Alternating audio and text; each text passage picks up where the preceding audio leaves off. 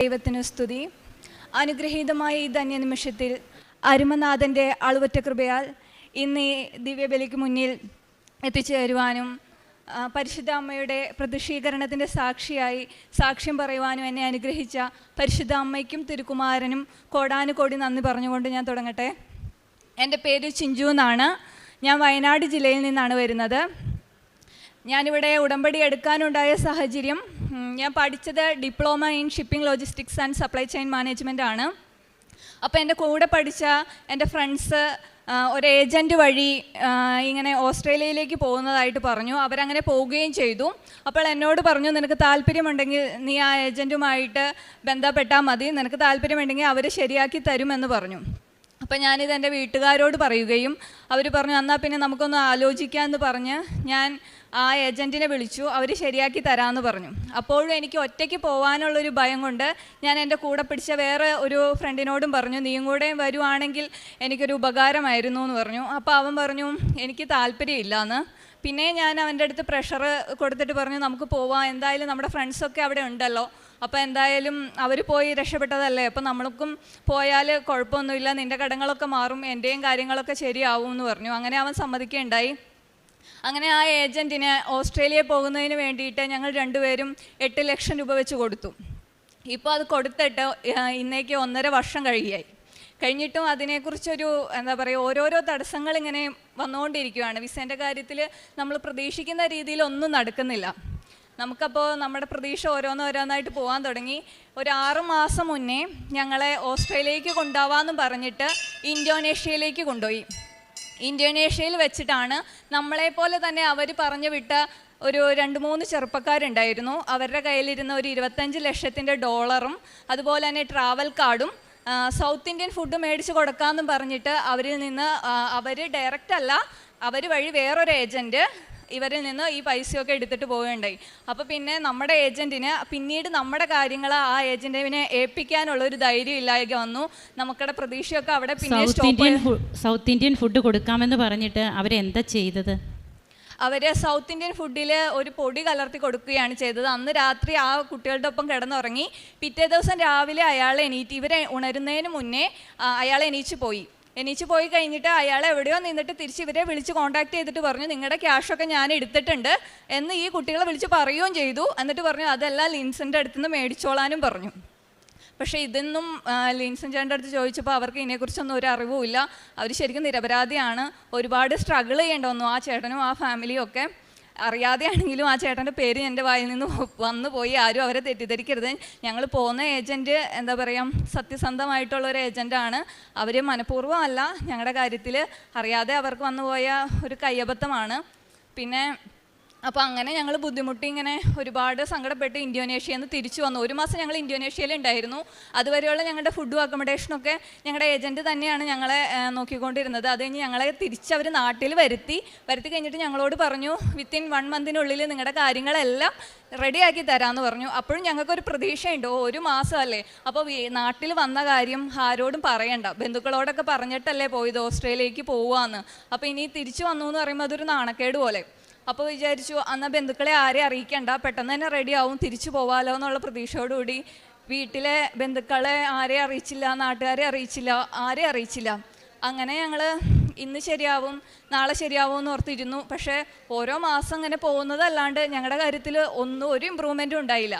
അതിൻ്റെ ഇടയ്ക്ക് എൻ്റെ വീട്ടിൽ വിരുന്നുകാർ വരും. എൻ്റെ ഒരു ജോയിൻറ്റ് ഫാമിലിയാണ്. ഞങ്ങൾ 8 കുടുംബങ്ങളുണ്ട്. ഞങ്ങളുടെ തറവാട്ടിൽ ചാച്ചനും അമ്മച്ചിയൊക്കെ ഉള്ളതുകൊണ്ട് ഒരുപാട് ബന്ധുക്കൾ ഇങ്ങനെ വന്നു പോയിക്കൊണ്ടിരിക്കും. അവർ സുഖമില്ലാണ്ടിരിക്കുന്ന ചാച്ചനും അമ്മച്ചിയാണ്. 90-92 വയസ്സാണ് അവർക്കുള്ളത്. അപ്പോൾ അവരെ കാണാൻ വേണ്ടിയിട്ട് ഒരുപാട് ബന്ധുക്കളൊക്കെ ഇങ്ങനെ വന്നുകൊണ്ടിരിക്കും. ആ സമയത്തൊക്കെ ബന്ധുക്കൾ വന്നത് നമ്മളെ അറിയിച്ചിട്ടായിരിക്കില്ലല്ലോ. ആ സമയത്ത് ഞാനോ ഓടി ഒരു റൂമിൽ ഒളിച്ചിരിക്കും. ചിലപ്പോൾ എനിക്ക് ശക്തമായിട്ട് ചുമ വരും, തുമ്മാൻ വരും. അപ്പോൾ ഒക്കെ ഞാൻ എന്താ ചെയ്യുക, എനിക്ക് പറ്റുന്നില്ല, എനിക്ക് ഒന്നും ചെയ്യാൻ പറ്റാത്തൊരവസ്ഥ. ഒളിച്ചിരിക്കുക എന്ന് പറഞ്ഞാൽ എല്ലാവരും കേൾക്കുമ്പോൾ സിമ്പിളായിട്ട് തോന്നും. പക്ഷേ എല്ലാവരും വീട്ടിൽ വന്നിരിക്കുമ്പം നമുക്കൊന്ന് തുമ്മാൻ വരുന്നൊരു സാഹചര്യം, ചുമയ്ക്കാൻ വരുന്നൊരു സാഹചര്യമൊക്കെ ഞാൻ പില്ലോൻ്റെ അടുത്ത് എൻ്റെ മുഖം അമർത്തി വെച്ചിട്ട് ഞാൻ കടിച്ചു പിടിച്ചിരുന്നിട്ടുണ്ട്. അതിൻ്റെ ഇടയ്ക്ക് കുറേ ടൈമൊക്കെ എടുത്തിട്ട് ചിലവർ വീട്ടിൽ നിന്ന് പോകുന്ന സമയമുണ്ട്. അപ്പോൾ എൻ്റെ മക്കൾ പുറകെ ജനൽ കേക്കടെ വന്നിട്ട് അമ്മയ്ക്ക് വിശക്കുന്നുണ്ടോ, ഫുഡ് വേണോന്നൊക്കെ ചോദിച്ച് അവർ തട്ടും. അപ്പോൾ ഞാൻ പറയും, മക്കൾ അവർ പോയി കഴിഞ്ഞിട്ട് വിളിച്ചാൽ മതി, ഇപ്പോൾ തട്ടണ്ട, തട്ടുമ്പോൾ അവർ കേൾക്കും, ജനലിൽ തട്ടല്ലേ എന്ന് പറഞ്ഞ് ഞാൻ അവരെ പറഞ്ഞു വിടും. പിന്നെ കുറേ കാലം കഴിഞ്ഞപ്പോൾ കുറേ പേരൊക്കെ അറിയാൻ തുടങ്ങി. അപ്പോൾ എൻ്റെ വീട്ടിലുള്ളവർ, ഞാനൊഴിച്ച് എൻ്റെ വീട്ടിലുള്ള എല്ലാവരും കുറേ പരിഹാസങ്ങൾ കേൾക്കേണ്ടി വന്നു, സഹിക്കേണ്ടി വന്നു. എൻ്റെ ഹസ്ബൻഡിൻ്റെ മമ്മി പലയിടത്തും ഒറ്റപ്പെടേണ്ടി വന്നു. പപ്പയ്ക്കൊക്കെ പുറത്തിറങ്ങാൻ നേരത്ത് ഭയങ്കര വിഷമം ഉണ്ടായിരുന്നു. ആൾക്കാർ അവൾ വന്നോ എന്നൊക്കെ ചോദിക്കുമ്പം കള്ളം പറഞ്ഞ് എല്ലാവരുടെ അടുത്തും ഇങ്ങനെ കള്ളം പറയേണ്ട ഒരു സാഹചര്യം, ഇല്ല വന്നിട്ടില്ല എന്ന് പറയുമ്പോഴും വീട്ടിലുണ്ട്. അപ്പോൾ എല്ലാവരുടെ അടുത്ത് ഇങ്ങനെ കള്ളം പറയേണ്ട ഒരു സാഹചര്യമായിരുന്നു വീട്ടിലെല്ലാവർക്കും ഞാൻ കാരണം. അപ്പോൾ മാനസികമായിട്ട് എനിക്കത് ഭയങ്കരമായിട്ട് വിഷമം തരുന്നൊരു കാര്യമായിരുന്നു. അപ്പോൾ ഞാനിങ്ങനെ ഒരു ദിവസം എൻ്റെ ഹസ്ബൻഡിൻ്റെ പപ്പയുടെ പെങ്ങളുടെ വീട്ടിൽ പോയി. അപ്പോൾ ആൻറ്റി പറഞ്ഞു, ഇങ്ങനെ ഒരു കൃപാസനം പള്ളിയുണ്ട്, ആലപ്പുഴയാണ് കൃപാസനം പള്ളി ഉള്ളത്, നീ അവിടെ ഒന്ന് പോയി പ്രാർത്ഥിക്കുക, എല്ലാം ശരിയാവും എന്ന് പറഞ്ഞു. അപ്പോൾ എൻ്റെ മനസ്സിൽ ഞാൻ പറഞ്ഞു, ആൻറ്റി ഞാൻ പോവാം എന്ന് പറഞ്ഞെങ്കിലും എനിക്കറിയായിരുന്നു എനിക്കൊരിക്കലും പോകാൻ പറ്റില്ല. കാരണം ആലപ്പുഴയല്ലേ, വയനാട് നിന്ന് എന്തായാലും അത് പോസിബിൾ അല്ല, എന്നെ കൊണ്ടുപോകില്ല എന്ന് തന്നെ ഞാൻ മനസ്സിൽ ഉറപ്പിച്ചു. പിന്നെ ആൻറ്റി തന്ന പത്രം ഞാൻ വായിച്ചു, വീട്ടിലിരുന്ന് വായിച്ചു. അതിൻ്റെ അന്ന് രാത്രി ഞാൻ കിടക്കാൻ നേരത്തെ എൻ്റെ ഹസ്ബൻഡിനോട് പറഞ്ഞു, ആൻറ്റി ഇങ്ങനെ പറഞ്ഞിട്ടുണ്ട്, ഇങ്ങനെ ഒരു കൃപാസനം പള്ളിയുണ്ട്, നമുക്കൊന്ന് പോയാലോ എന്ന് ചോദിച്ചു. അപ്പോൾ എൻ്റെ അടുത്ത് പെട്ടെന്ന് തന്നെ പറഞ്ഞു, പോവാം, നമുക്ക് കുഴപ്പമില്ല, നോക്കാമെന്ന് പറഞ്ഞു. അധികം വൈകാതെ എന്നെ ഇവിടേക്ക് കൊണ്ടുവരാൻ ആൾ വില്ലിങ്ങായി. ഞങ്ങളിവിടെ വന്നു. എനിക്ക് ഭയങ്കര സന്തോഷമായി. ഞാനിവിടെ വന്ന് ഉടമ്പടി എടുത്തു. ഉടമ്പടി എടുത്തതിൽ 6 കാര്യങ്ങളാണ് ഞാൻ വെച്ചത്. ഫസ്റ്റ് ഞാൻ വെച്ചത്, എനിക്ക് എൻ്റെ കൂടെ ഞാൻ കാരണം വരാനൊരുങ്ങിയ എൻ്റെ സുഹൃത്ത് അർജുനും അതുപോലെ എനിക്കും ഒരു ജോലി ഓസ്ട്രേലിയയിൽ റെഡിയാക്കി തന്നു. അത് നവംബർ 25-നുള്ളിൽ എനിക്ക് അതിനുള്ളൊരു ഉത്തരം കിട്ടണം എന്നാണ് ഞാൻ പറഞ്ഞത്. കാരണം അർജുൻ്റെ ഫാമിലി ഞാനുമായിട്ട് നല്ല അറ്റാച്ച്മെൻ്റ് ആണ്. പക്ഷെ ഇങ്ങനെയൊരു കാര്യം വന്നപ്പോൾ മനസ്സുകൊണ്ട് അവരെന്നോട് പറഞ്ഞില്ലെങ്കിലും ആ കുട്ടി കാരണമാണല്ലോ എന്നൊരു ഇതുണ്ടാവും ആർക്കാണെങ്കിലും. അപ്പോൾ ഞാൻ അവനും കൂടെയും വെച്ചിട്ട് പ്രാർത്ഥിച്ചു.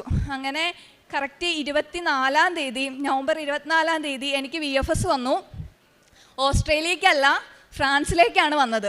അപ്പോൾ എനിക്കിങ്ങനെ VFS വന്നപ്പോൾ ഞാൻ അർജുനെ വിളിച്ചിട്ട് പറഞ്ഞു, എടാ ഞാൻ പറഞ്ഞില്ലേ ഞാനിങ്ങനെ ഒരു പള്ളിയിൽ പോയിട്ടുണ്ടായിരുന്നു എന്ന്, നിനക്ക് റെഡിയാവും. അപ്പോൾ അവൻ എന്നെ കളിയാക്കിയിട്ട് പറഞ്ഞു, നീ ഓസ്ട്രേലിയക്കല്ലേ പറഞ്ഞത്, ഇപ്പോൾ കിട്ടിയേക്കുന്നത് ഫ്രാൻസിലേക്കല്ലേ, അതൊന്നും മാതാവിൻ്റെ ഇതൊന്നും അല്ല, ഫ്രാൻസിലേക്കല്ലേ കിട്ടിയത്, അപ്പോൾ ഓസ്ട്രേലിയക്കാണെങ്കിൽ ഞാൻ വിശ്വസിച്ചേനേന്ന് പറഞ്ഞു. അപ്പം ഞാൻ മാതാവിനോട് ഡയറക്റ്റ് ഇങ്ങനെ ചോദിച്ചില്ലെങ്കിലും എൻ്റെ ഉള്ളിൻ്റെ ഉള്ളിൽ ഒരു ഇത് അറിയാതെ വന്നു പെട്ടതാണോ അതോ മാതാവ് തന്നെ എനിക്ക് തന്നതാണോ എന്ന് എൻ്റെ ഉള്ളിലുണ്ട്. ഞാനിങ്ങനെ മാതാവിനോട് പരാതിയൊന്നും പറയുന്നില്ല, പക്ഷെ എൻ്റെ മനസ്സിൽ അതിങ്ങനെ ഉണ്ടായിരുന്നു. അപ്പോൾ മിനിഞ്ഞാന്ന് എനിക്കൊരു വചനം അതിന് ഉത്തരമായിട്ട് ഞാൻ ഇങ്ങോട്ട് വരുന്നതിൻ്റെ 2 ദിവസം മുന്നേ എനിക്ക് വേഴ്സ് ഓഫ് ദി ഡേ തന്നത് എന്താണെന്ന് വെച്ച് കഴിഞ്ഞിട്ടുണ്ടെങ്കിൽ, നീ നടക്കേണ്ടുന്ന വഴിയിൽ നിന്നെ കാക്കേണ്ടതിനും ഞാൻ നിശ്ചയിക്കപ്പെട്ടിരിക്കുന്ന സ്ഥലത്തേക്ക് നിന്നെ കൂട്ടിക്കൊണ്ടു പോകുന്നതിനും നിനക്ക് മുന്നേ ഒരു ദൂതനെ ഞാൻ അയച്ചിട്ടുണ്ടെന്നാണ്. അവിടെ ദൈവമാണ് നിശ്ചയിച്ചിട്ടുള്ളത് ഞാൻ ഏത് രാജ്യത്തിലേക്ക് പോകണമെന്ന്.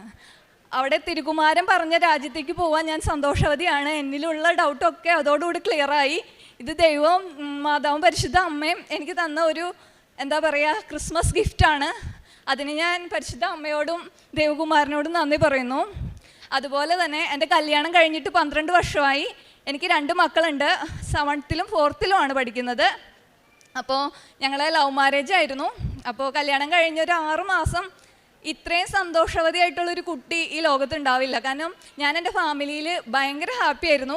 അതുകൊണ്ട് തന്നെ എൻ്റെ വീട് എറണാകുളമാണ്, ആളുടെ വീട് വയനാടാണ്. അപ്പോൾ ആ 2 സ്ഥലങ്ങളും തമ്മിലുള്ളൊരു വ്യത്യാസം നിങ്ങൾക്ക് മനസ്സിലാവും. ഞാനിങ്ങനെ അടുത്തടുത്ത വീട്ടുകളിൽ എൻ്റെ കൂട്ടുകാരുടെ ഒപ്പം അതുപോലെ നിറയെ ഫ്രണ്ട്സ് ഒരു വലിയ ലോകത്തിൽ നിന്ന് വന്നിട്ട് പെട്ടെന്ന് ഇങ്ങനെ എന്താ പറയുക 1 ഏക്കർ കഴിഞ്ഞിട്ടായിരിക്കും അടുത്ത് ഒരു വീടുണ്ടാവുക. അപ്പം അങ്ങനെ ആരും ഇല്ലാത്തൊരു സ്ഥലത്തേക്ക് ചെന്ന് പെട്ടപ്പം എനിക്കതൊന്നും ഒരിക്കലും അഡ്ജസ്റ്റ് ചെയ്യാൻ പറ്റില്ല എന്ന് ഞാൻ വിചാരിച്ചു. പക്ഷേ ആ കുടുംബത്തിലെ എല്ലാവരും എന്നെ നല്ല സ്നേഹത്തോടു കൂടി തന്നെയാണ്, അവിടുത്തെ കുട്ടികളെ പോലെ തന്നെയാണ് എന്നെ നോക്കിയത്. ഒരു 6 മാസം കഴിഞ്ഞപ്പോൾ ഞങ്ങൾക്കിടയിൽ എന്താ സംഭവിച്ചതെന്ന് എനിക്കറിയത്തില്ല. ഞങ്ങൾക്കിടയിൽ മാനസികമായിട്ട് അപ്പ എന്നിൽ നിന്ന് അകലാൻ തുടങ്ങി. ഞാൻ അപ്പ എന്നാണ് വിളിക്കുന്നത്. അപ്പം അതെന്നെ ഭയങ്കരമായിട്ട് തകർത്തു. ഞാൻ പറഞ്ഞ് മനസ്സിലാക്കാൻ ശ്രമിച്ചിട്ട് ആൾക്കത് ഉൾക്കൊള്ളാൻ പറ്റുന്നില്ല. അപ്പം ഞാൻ ആഗ്രഹിക്കുന്നത് ഒരുപാട് പണമോ അല്ലെങ്കിൽ എനിക്ക് ഭക്ഷണം മേടിച്ചു തരുമോ വസ്ത്രം മേടിച്ചു തരുമോ ഒന്നുമല്ല, ആളുടെ കെയറിങ്ങും സ്നേഹവും മാത്രം തന്നെയാണ്. അപ്പം അത് കിട്ടാതായപ്പോൾ അതെൻ്റെ മനസ്സിലൊരു നീറ്റലായിട്ട് എന്നെ ഇങ്ങനെ കിടക്കുന്നുണ്ടായിരുന്നു. എനിക്ക് എങ്ങനെ പറയണമെന്ന് എനിക്കറിയില്ല. എന്നിൽ ഒരുപാട് കുറ്റങ്ങളുണ്ട്, അത് ശരിയാണ്. ഞാൻ എൻ്റെ വീട്ടിലെ ഇളയതായിരുന്നു. ഞാൻ നല്ലൊരു മടിച്ചിയാണ്. രാവിലെയൊക്കെ എനിക്ക് നല്ല മടിയുള്ള കൂട്ടത്തിൽ തന്നെയാണ്. ആൾക്ക് അങ്ങനെ നേരത്തെ എണീച്ച് എല്ലാ പണികളും ചെയ്യുന്ന ആ ഒരു കൺസെപ്റ്റാണ് ആളുടെ. അപ്പം ആളെ ഒരിക്കലും കുറ്റം പറയുന്നതല്ല കേട്ടോ, കാരണം ഒരു രീതിയിലും ഒരു ദുശീലം ഇല്ലാത്ത ഒരാളാണ്. അതായത് ഒരു വെള്ളമടിക്കോ സിഗരറ്റ് വലിക്കോ ഇപ്പോൾ ആരുടെ അടുത്ത് പരിചയപ്പെട്ടാലും അവർക്കൊക്കെ ഭയങ്കരമായിട്ട് ഇഷ്ടപ്പെടുന്ന ഒരു ക്യാരക്ടർ. എൻ്റെ വീട്ടിൽ ചെന്നാൽ എന്നേക്കാളും ഇഷ്ടം അവർക്ക് ആളെ ആയിരിക്കും, കാരണം അത്രയ്ക്ക് സ്നേഹവും നല്ല സ്വഭാവമുള്ള ഒരാളാണ്. പിന്നെ എന്താണ് എന്നോട് മാത്രം ഇങ്ങനെയെന്ന് എനിക്ക് എത്ര ചോദിച്ചിട്ട് മനസ്സിലാവുന്നുണ്ടായിരുന്നില്ല. ഉടമ്പടിയിൽ ഞാൻ രണ്ടാമത് വെച്ച കാര്യം, എൻ്റെ മാതാവേ, ആ വ്യക്തിക്ക്, എൻ്റെ ജീവിത പങ്കാളിക്ക് എന്നോട് എന്തെങ്കിലും ഒരു സ്നേഹവും ഇഷ്ടം ഉണ്ടെങ്കിൽ അതെനിക്ക് പ്രകടമായിട്ട് തന്നെ കാണിച്ചു തരണം. എനിക്കത് മനസ്സിലാക്കാൻ പറ്റണം. എനിക്ക് മനസ്സിലാവാൻ പറ്റുന്നില്ല. ആൾ ഉള്ളിൽ വെച്ചോണ്ട് നടക്കുന്നതാണോ എന്ന് എനിക്കറിയില്ല, പക്ഷെ അതെനിക്ക് മനസ്സിലാക്കാൻ പറ്റുന്നുണ്ടായിരുന്നില്ല. അപ്പോൾ ഇവിടെ നിന്ന് ഉടമ്പടി ഇറങ്ങി ആ നിമിഷം മുതൽ ആളുടെ ആ ഇഷ്ടം എനിക്ക് ഫീൽ ചെയ്യാൻ തുടങ്ങി. എനിക്ക് നല്ല രീതിയിൽ ഫീൽ ചെയ്യാൻ തുടങ്ങി. സാധാരണ ഞാൻ യാത്രയൊക്കെ പോകുമ്പോൾ ടയേർഡാകുമ്പോൾ ആളുടെ തോളത്ത് ഇങ്ങനെ ഒന്ന് തല വെച്ച് അങ്ങനെ തട്ടി മാറ്റും. കൈ പിടിച്ച് നടക്കാനൊക്കെ എനിക്ക് ഭയങ്കര ഇഷ്ടമാണ്. പക്ഷെ ആൾ സ്പീഡിന് വേഗത്തിൽ നടക്കും. അപ്പം ഇവിടെ നിന്ന് ഇറങ്ങിയ സമയം മുതൽ ആളെൻ്റെ കൈ കോർത്ത് പിടിച്ചു. അതുപോലെ ട്രെയിനിൽ കിടന്ന സമയത്ത് ഞാൻ ടയേർഡായിട്ടിരിക്കും. അപ്പോൾ ആളുടെ മടിയിൽ എന്നെ കിടത്തി ഒരു ക്ലോത്ത് വെച്ച് എന്നെ പുതപ്പിച്ചു. അതൊക്കെ എനിക്ക് ഭയങ്കര സന്തോഷം തോന്നി. അവിടെ നിന്ന് ഈ നിമിഷം വരെ എന്നെ ഭയങ്കര കെയറിങ്ങും ഞാൻ അന്ന് അനുഭവിച്ച എൻ്റെ ഇരട്ടിയായിട്ടുള്ള സ്നേഹമാണ് ആളിൽ നിന്ന് എനിക്ക് അനുഭവിക്കാൻ കഴിയുന്നത്. അതുകൊണ്ട് ഇപ്പോൾ പ്രാർത്ഥിക്കുന്നത് അതെന്നും എനിക്ക് നിലനിർത്തി തരണേ എൻ്റെ മാതാവേന്ന് മാത്രമാണ്. അതുപോലെ മൂന്നാമത്തെ സാക്ഷി എന്താണെന്ന് വെച്ച് കഴിഞ്ഞിട്ടുണ്ടെങ്കിൽ, എൻ്റെ മോള് 7ാം ക്ലാസ്സിലാണ് പഠിക്കുന്നത്. അവൾ പരീക്ഷയ്ക്ക് പോയിട്ട് വരണ സമയത്ത് നമ്മുടെ അധികം വീടുകളൊന്നും ഇല്ലാത്തൊരു സ്ഥലമാണ്. അപ്പോൾ സ്കൂൾ ബസ് ഇറങ്ങി കുറച്ചിങ്ങോട്ട് നടക്കണം. നടക്കുന്ന ടൈമിൽ അവൾ പറഞ്ഞു, അമ്മേ, അടുത്ത പറമ്പിൽ നിന്ന് കുറേ പട്ടികൾ എൻ്റെ അടുത്തേക്ക് ഓടി വന്നു, എനിക്ക് എന്താ ചെയ്യേണ്ടതെന്ന് അറിയാൻ പറ്റുന്നില്ല. അപ്പം ഞാൻ പേടിച്ചിങ്ങനെ നിൽക്കുന്ന സമയത്ത് കടിച്ചു എന്ന് വരുന്ന അവസ്ഥയിൽ നിന്ന് പട്ടികളെല്ലാം തിരിഞ്ഞോടി. ഞാൻ നോക്കുമ്പോൾ മാതാവ് എൻ്റെ മുന്നിൽ ചിരിച്ചുകൊണ്ട് വന്ന് നിൽക്കുന്നതായിട്ട് ഞാൻ കണ്ടു എന്ന് അവൾ വീട്ടിൽ വന്ന് പറഞ്ഞു. അത് കേട്ടപ്പോൾ എനിക്ക് ഭയങ്കര സന്തോഷമുണ്ടായി. ഇവൾ പരീക്ഷയ്ക്ക് പോകുന്ന സമയത്ത് എൻ്റെ അച്ഛൻ വെഞ്ചരിച്ച് എന്ന കാശ് രൂപ ഞാൻ അവളുടെ കഴുത്തിലിട്ട് കൊടുത്തിട്ടുണ്ടായിരുന്നു. അതുപോലെ പോകുന്ന ടൈമിൽ പ്രതിഷ്ഠീകരണ പ്രാർത്ഥനയും വിശ്വാസ പ്രമാണവും ചൊല്ലി സ്വർഗ്ഗസ്ഥനായ പിതാവേ, നന്മ നിറഞ്ഞ മറിയാമേയും ഒരു കുർബാനയും കണ്ടിട്ടാണ് ഞാൻ എൻ്റെ മക്കളെ സ്കൂളിലേക്ക് വിടുന്നത് പരീക്ഷയുടെ സമയത്ത്. പിന്നെ പ്രേക്ഷിത പ്രവർത്തനങ്ങൾ എന്ന് വെച്ച് കഴിഞ്ഞിട്ടുണ്ടെങ്കിൽ, ഞാൻ വിചാരിച്ചത് ഞാനൊരു ദുഷ്ടപ്രവൃത്തിയൊന്നും ചെയ്യുന്നില്ല, പിന്നെ എന്നിൽ വലിയ പാപങ്ങളൊന്നുമില്ല, ഞാനും ആരോടും എല്ലാവരും സ്നേഹിക്കാനുള്ളൊരു മനസ്സുണ്ട്. എനിക്ക് ആകെ എൻ്റെ ഒരു ക്യാരക്ടറിലെ ഒരു ഫാൾട്ട് എന്ന് പറഞ്ഞു കഴിഞ്ഞിട്ട് നല്ല മടിച്ചായിരുന്നു, പണിയെടുക്കാനൊക്കെ നല്ല മടിയായിരുന്നു. അത് മാത്രമാണ് ഞാൻ തിങ്ക് ചെയ്തപ്പോൾ കിട്ടിയ ആകെയുള്ളൊരു കുറ്റം. പക്ഷേങ്കിൽ എനിക്ക് കുറേ കാര്യങ്ങളിൽ കുറേയൊക്കെ എന്താ പറയുക ചീത്ത സ്വഭാവങ്ങളുണ്ടായിരുന്നു. അതായത് നല്ല അറപ്പുള്ള വ്യക്തിയാണ് ഞാൻ. അപ്പോൾ ഇതിൻ്റെ ഈ ഉടമ്പടി എടുത്തതിൻ്റെ ഭാഗമായിട്ട് ഓൾഡ് ഏജ് ഹോമിൽ ഇങ്ങനെ അവരെ നോക്കാൻ വേണ്ടിയിട്ട് ഞാൻ എൻ്റെ വീട്ടുകാരോട് ചോദിച്ചപ്പോൾ അവരെന്നോട് പറഞ്ഞു, നീ പോയിക്കോ. ആരും ഒരു കുഴപ്പവും പറഞ്ഞില്ല. ഞാൻ പോയി കഴിഞ്ഞപ്പോൾ ഞാൻ ചിന്തിക്കുകയാണ്, ഇവരൊക്കെ ഇങ്ങനെ ബെഡിടം പേഷ്യൻ്റാണ്, അതുപോലെ എന്താ പറയുക മൂത്രത്തിൻ്റെ മണവും അവർ യൂറിൻ പാസ് ചെയ്യുന്ന ഭയങ്കര മണവും, അതുപോലെ തന്നെ ഈ വെരിക്കോസ് വെയിനൊക്കെ വന്ന് കാലൊക്കെ പൊട്ടി അളിഞ്ഞിരിക്കുകയാണ്. അപ്പോൾ ഇതൊക്കെ കണ്ടു കഴിഞ്ഞിട്ട് ഞാൻ എങ്ങനെ ഭക്ഷണം കഴിക്കും, ഇതോർത്തിട്ട് ഞാനിങ്ങനെ ഇരിക്കുക. അപ്പോൾ ആദ്യത്തെ ദിവസം ഞാൻ അവരുടെ അടുത്ത് പോയി സംസാരിച്ചു, അവരുടെ അടുത്ത് വർത്താനമൊക്കെ പറഞ്ഞു. പിന്നെ എനിക്കറിയില്ല എവിടെ നിന്നാണ് എൻ്റെ ആർപ്പ് മാറിയെന്നൊന്നും എനിക്കറിയത്തില്ല. അവർക്ക് ചോറ് വാരി കൊടുക്കാനും അവരെ കുളിപ്പിക്കാനും, അവിടെ 23 ആൾക്കാരാണ് ഉണ്ടായിരുന്നത്, വയ്യാത്ത അമ്മച്ചിമാർ. അവരെ എല്ലാവരെയും നോക്കാൻ എനിക്ക് പറ്റി. ഞാൻ 2 ആഴ്ചയോളം അവിടെ ഉണ്ടായിരുന്നു. വളരെ ഹാപ്പി ആയിട്ട് അവരുടെ കൂടെ അവരെ ശുശ്രൂഷിക്കാൻ എനിക്ക് പറ്റി. അവിടെ ഒരു അമ്മച്ചിയുണ്ട്, 2 അമ്മച്ചിമാരുണ്ട്. ഒന്ന് മുസ്ലിമാണ്, ബീവി എന്നാണ് വിളിക്കുന്നത്. ബീവി കസേരയിൽ അവരിങ്ങനെ കിടക്കും, ഏത് സമയം കിടക്കുന്നത് കൊണ്ട് അവരെ കസേരയിൽ ഇരുത്തും. രാവിലെ പിടിച്ചിരുത്തിയാൽ വൈകുന്നേരം വരെ ഇങ്ങനെ ഇരുത്തും. അപ്പം എനിക്കത് കാണുമ്പോൾ ഭയങ്കര സങ്കടം. അതുപോലെ തന്നെ മേരിയമ്മേനെ അതുപോലെ ഇങ്ങനെ ഇവരിങ്ങനെ കസേരയിൽ ഇരുത്തും. അപ്പം ഞാൻ രാവിലെ വരുമ്പോൾ കസേരയിൽ ഉണ്ടാവും, ഞാൻ വൈകുന്നേരം വരുമ്പോഴും അവർ കസേരയിൽ അങ്ങനെ ഇരിക്കുന്നുണ്ടാവും. ഒരു 7 മണിയാവും അവരെ പിടിച്ച് കിടത്തണമെങ്കിൽ. അപ്പോൾ ആ രണ്ടുപേരും ബീവിയുടെ ക്യാരക്ടർ എങ്ങനെയാണെന്ന് വെച്ചിട്ടുണ്ടെങ്കിൽ നല്ലതായിട്ട് വഴക്ക് പറയും, ബീവിനെ നോക്കാൻ ചെല്ലുന്നവരെ നുള്ളും ഉപദ്രവിക്കും ഒക്കെ ചെയ്യും. പക്ഷെ ഞാൻ അവിടെ നിന്ന ടൈമിൽ മേരിയമ്മയ്ക്കും ബീവിക്കും ഞാനാണ് ഫുഡ് കൊടുത്തുകൊണ്ടിരുന്നത്. അപ്പോൾ എന്നെ ഇതുവരെയായിട്ടും ചീത്തയായിട്ട് ഒരു വാക്ക് പോലും പറഞ്ഞിട്ടില്ല. എന്നോട് ഭയങ്കര സ്നേഹമായിരുന്നു. ഞാൻ കൊടുക്കുന്ന ഭക്ഷണമൊക്കെ അവർ കഴിക്കും. മേരിയമ്മയ്ക്കാണെങ്കിൽ വെള്ളം കുടിക്കൂല. വെള്ളം കൊടുക്കാൻ നേരത്തെ ഇറക്കാണ്ട് ഇവിടെ ഇങ്ങനെ വെക്കുമ്പോൾ സിസ്റ്റേഴ്സൊക്കെ വന്നിട്ട് ഇങ്ങനെ മൂക്കിൽ പിടിച്ച് ശ്വാസം കിട്ടാണ്ട് വരുമ്പോൾ ഇറക്കുമല്ലോ. പക്ഷേ ഞാൻ കൊടുക്കുമ്പോൾ ആ വെള്ളമൊക്കെ അവർ കുടിക്കും, നല്ല കുട്ടികളായിട്ട്. എനിക്കപ്പോൾ അത് ഭയങ്കര സന്തോഷമായി. അപ്പോൾ സിസ്റ്റർ വന്നിട്ട് പറഞ്ഞു അവരുടെ മക്കൾ വരുമ്പോൾ പോലും അവർ മിണ്ടില്ല, എന്ത് ചോദിച്ചാലും മിണ്ടാണ്ടിരിക്കും. പക്ഷെ തന്നോട് നന്നായിട്ട് കൂട്ടാവുന്നുണ്ട്, മിണ്ടുണ്ട്, സംസാരിക്കുന്നുണ്ടെന്ന് പറഞ്ഞപ്പോൾ എനിക്ക് ഭയങ്കര സന്തോഷമായി. പിന്നെ അവിടുത്തെ എല്ലാ അമ്മമാരും എനിക്ക് ഭയങ്കര ഇഷ്ടമാണ്. എനിക്ക് ആ ഒരു അറപ്പും അതായത് എന്താ പറയുക പേടിയും ഒക്കെ എന്നിൽ നിന്ന് മാറ്റി. അതിന് ഞാൻ പരിശുദ്ധ അമ്മയോടും ദേവകുമാരനോടും നന്ദി പറയുകയാണ്. വീണ്ടും ഒരു കാര്യം പറയാനുള്ളതെന്ന് വെച്ചാൽ എൻ്റെ വീട്ടിൽ 8 അംഗങ്ങളാണ് ഉള്ളതെന്ന് ഞാൻ പറഞ്ഞില്ലേ. അതിനകത്ത് 90 വയസ്സുള്ള എൻ്റെ വല്യമ്മച്ചിക്ക് നല്ല വണ്ണമുണ്ട്, ചെറിയൊരു അറ്റാക്ക് വന്നിട്ടിരിക്കുമായിരുന്നു. പിന്നെ അതുപോലെ തന്നെ സോഡിയം കൂടി, പിന്നെ യൂറിക് ആസിഡ് കൂടിയത് കൊണ്ട് കാലിലൊക്കെ നീരാണ്. അല്ലേ തന്നെ അമ്മച്ചിക്ക് നല്ല വണ്ണമുണ്ട്. അപ്പോൾ അമ്മച്ചിക്ക് ഒരു 5-6 മാസം മുന്നേ അമ്മച്ചി തീരെ കിടപ്പിലായി. അമ്മയ്ക്ക് ഒട്ടും നടക്കാൻ വയ്യായിരുന്നു. നമ്മൾ എടുത്ത് വീൽ ചെയറിൽ വെച്ചിട്ടൊക്കെ വേണം ഹോസ്പിറ്റലിൽ കൊണ്ടുപോകാൻ. അപ്പം ഞാൻ ഈ ഉടമ്പടി തൈലം പുരട്ടിയിട്ട് അമ്മച്ചിക്ക് വേണ്ടി പ്രാർത്ഥിച്ചു. ഇപ്പോൾ ഈ കഴിഞ്ഞ ദിവസം അമ്മച്ചി വീൽ ചെയറിലല്ല വാക്കറിൽ സ്വന്തം പിടിച്ച് ആരെ സഹായം ഇല്ലാണ്ട് വീടിൻ്റെ ഫ്രണ്ടിൽ തിണ്ണ വരെ പോയിരുന്നു. അതിനും നന്ദി പറയുന്നു. ഇത്രയൊക്കെ അനുഗ്രഹങ്ങളാണ് എനിക്ക് പരിശുദ്ധ അമ്മയും ദേവകുമാരനും ചെയ്തു തന്നത്. വേറൊരു കാര്യം പറയാനുണ്ടായിരുന്നത്, ഞാൻ ജനുവരി പോവുകയെന്ന് പറഞ്ഞിരുന്നു. അപ്പോൾ എൻ്റെ സ്വന്തം വീട് പെരുമ്പാവൂരാണ്, എറണാകുളം ജില്ലയിൽ പെരുമ്പാവൂരാണ്. അപ്പോൾ ഞാൻ എൻ്റെ അമ്മേനോട് പറഞ്ഞു, അമ്മേ എനിക്ക് അമ്മേനെ കാണണമെന്നൊരു ആഗ്രഹമുണ്ട്, അമ്മ ഒന്ന് വരുമോ, വയനാട് വരെ വരുമോ, എനിക്ക് കാണണം, അമ്മയുടെ കൂടെ കുറച്ച് നേരം ഇരിക്കണം, സംസാരിക്കണം. കണ്ടിട്ട് ഇപ്പോൾ ഏകദേശം ഒരു വർഷത്തിൻ്റെ അടുത്തായി. എനിക്ക് അങ്ങോട്ട് വന്നു കഴിഞ്ഞാൽ നാട്ടുകാരൊക്കെ അറിയും ഞാൻ പോയിട്ടില്ല, ഓസ്ട്രേലിയ പോയിട്ടില്ല എന്നുള്ളത്. അതുകൊണ്ട് എനിക്ക് അങ്ങോട്ട് വന്ന് അമ്മേനെ കാണാൻ പറ്റില്ല എന്ന് പറഞ്ഞപ്പോൾ അമ്മ പറഞ്ഞു ഞാൻ ചേട്ടായിയോട് ചോദിക്കട്ടെ, അവൻ എന്താ പറയുന്നതെന്ന് നോക്കട്ടെ, എന്നിട്ട് മോളെ വിടാൻ പറഞ്ഞു. അങ്ങനെ ഞാൻ അമ്മച്ചി ചേട്ടായിയോട് ചോദിക്കാൻ പറഞ്ഞു. ചേട്ടായിയോട് ചോദിച്ചപ്പോൾ ചേട്ടായി പറഞ്ഞു ചേട്ടായിക്ക് ലീവില്ല, അതുകൊണ്ട് അമ്മച്ചി പോകണ്ടെന്ന് പറഞ്ഞു. അപ്പം ഞാൻ അമ്മേനെ കുറേ വിഷമത്തിൽ പറഞ്ഞു, അമ്മയ്ക്ക് അല്ലെങ്കിൽ ചേട്ടായി മാത്രം മതിയല്ലോ, ഞാൻ വേണ്ടല്ലോ, എന്നെ കാണണ്ടല്ലോ എന്നൊക്കെ പറഞ്ഞ് കുറേ സങ്കടപ്പാട് അമ്മോട് പറഞ്ഞിട്ട് കുറേ കരഞ്ഞു. ഇന്നിവിടെ പരിശുദ്ധ കുർബാനയിൽ വന്നപ്പോൾ എൻ്റെ കണ്ണൊക്കെ ഇങ്ങനെ നിറഞ്ഞൊഴുകി. അമ്മയുടെ കാര്യം ഓർത്തിട്ട് എനിക്ക് അമ്മേനെ കാണാൻ പറ്റാണ്ട് പോകേണ്ട ഒരു അവസ്ഥയാണല്ലോ എന്ന് വിചാരിച്ച് ഒരുപാട് കരഞ്ഞു ഞാൻ ഈ പരിശുദ്ധ കുർബാനയുടെ മുന്നിൽ. അത് കഴിഞ്ഞ് കുർബാന കഴിഞ്ഞിറങ്ങി ഞാൻ ഫോൺ നോക്കുമ്പോൾ അമ്മയുടെ 2 മിസ് കോൾ വന്നിട്ടുണ്ട്. അപ്പോഴും ഞാൻ തിരിച്ച് വിളിച്ചപ്പോൾ അമ്മ വേറെ കോളിലാണ്. അത് കഴിഞ്ഞിട്ട് ഞാൻ മാതാവിൻ്റെ അടുത്ത് പോയി പ്രാർത്ഥിച്ചിട്ട് വരുമ്പോൾ നല്ല മുല്ലപ്പൂവിൻ്റെ മണം.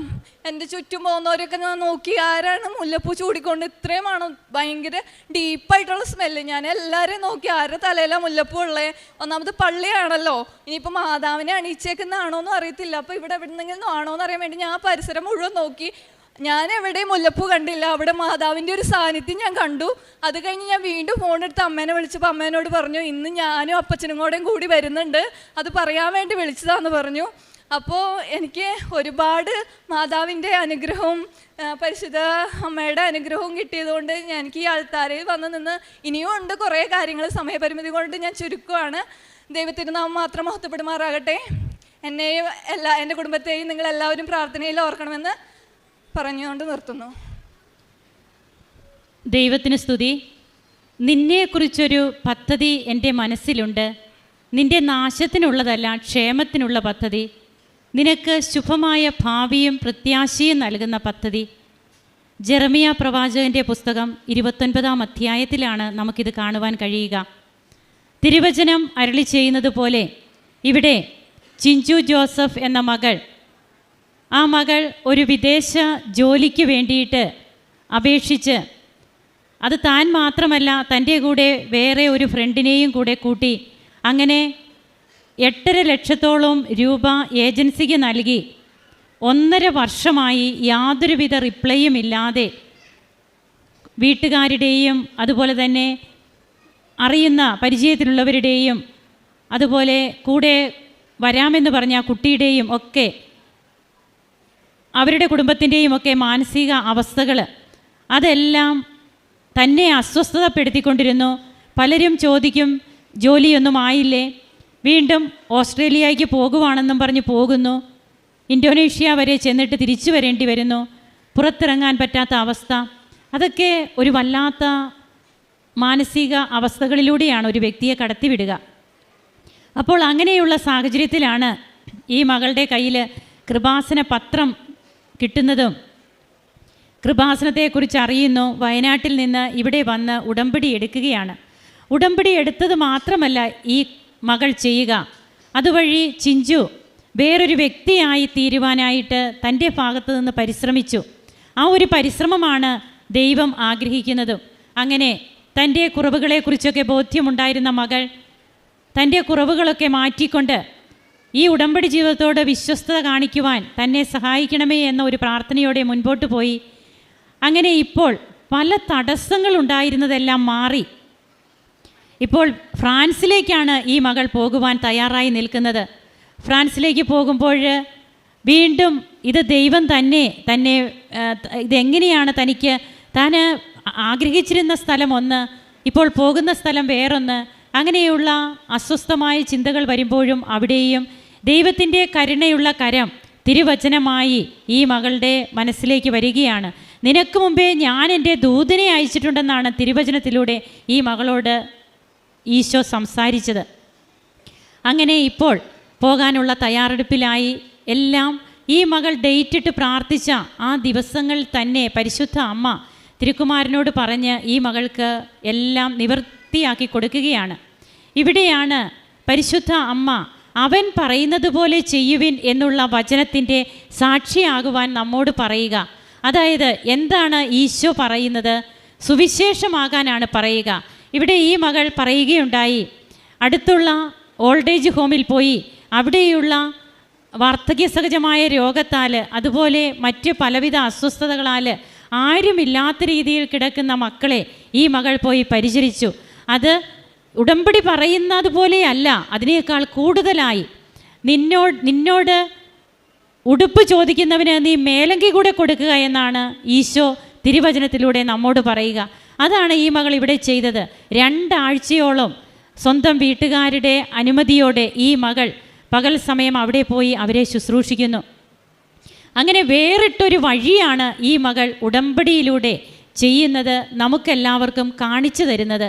അപ്പോൾ ഇങ്ങനെയുള്ള ജോലികളൊക്കെ ചെയ്ത് തന്നെ ഒന്ന് വേറൊരു വ്യക്തിയാക്കുവാനായിട്ട് ഈ മകൾ ശ്രമിച്ചപ്പോൾ ദൈവം പരിശുദ്ധ അമ്മ തൻ്റെ തിരുക്കുമാരനോട് പറഞ്ഞ്, അവർക്ക് വീഞ്ഞില്ല എന്ന് പറയുന്ന അമ്മ ഈ മകളുടെ കാര്യത്തിൽ, മോനെ അവളുടെ ജോലിയുടെ കാര്യത്തിൽ നീ ശ്രദ്ധിക്കണമെന്ന് പറഞ്ഞാൽ പിന്നെ എങ്ങനെയാണ് ഈശോയ്ക്ക് അത് ചെയ്യാതിരിക്കാൻ പറ്റുക?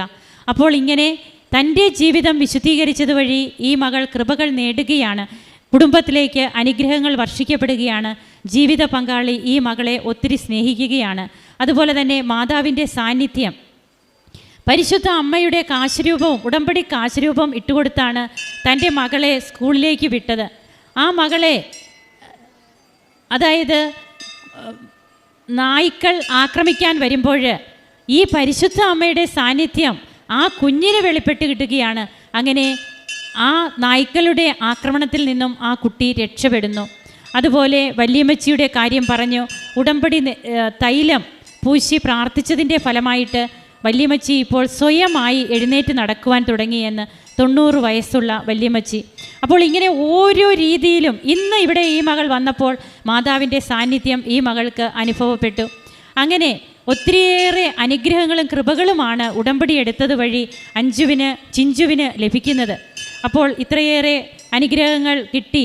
ഇന്ന് ഇവിടെ വന്ന് അമ്മയുടെ തിരുസന്നിധിയിൽ വന്ന് ഇതെല്ലാം സാക്ഷ്യമായി പറഞ്ഞ് അനേകരെ ഈശോയിലേക്ക് അടുപ്പിക്കുവാൻ ഒരു കാരണമായി തീർന്ന ചിഞ്ചുവിനെയും കുടുംബത്തെയും സമർപ്പിച്ച് നമുക്കും പ്രാർത്ഥിക്കാം. നമുക്ക്